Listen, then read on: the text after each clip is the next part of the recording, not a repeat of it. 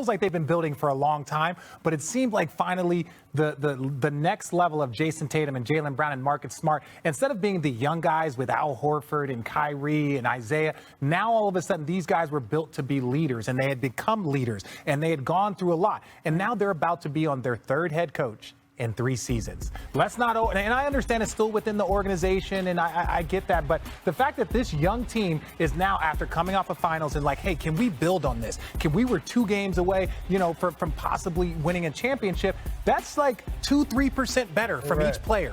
And so now that you're going to get a new head coach with a new rhythm and a new feel and a new idea. And so I think for me, I know it's always funny when they were like, oh, Ime, most times coaches don't step down, because if you step down, you do not get paid.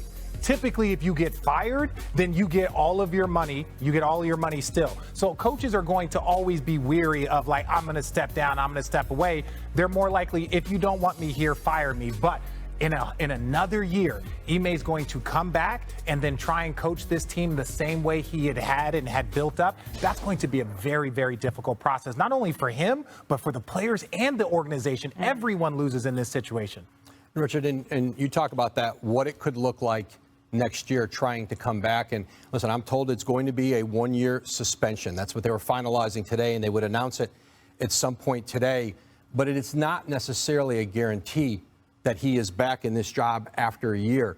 Who knows what happens with Joe Mazzulla as an interim coach and how they move forward with Udoka, how this plays out. So there are no guarantees. But listen, I do think Ime Udoka made such an impression on people in this league. The job he did in Boston last year. I don't think the final chapter has been written on his head coaching career in the NBA, whether that's in Boston or somewhere else.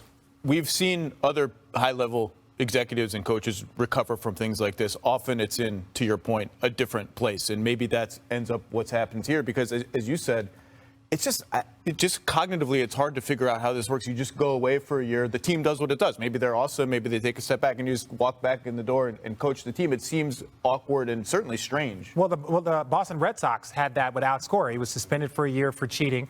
And next thing you know, he's back a year later. So in Boston, the Boston fans, that group, they've seen this something along these lines where a coach you hire, all of a sudden he's got to go for a year and then come back. So this is not unprecedented in sports, but even in the Boston area in the last 5 years. So I think there are ways to do it, but it's like, that's a long trust road back. Well, no, hold on. That's way different, because the cheating that Cora was doing was trying to put the team in position to win the World Series.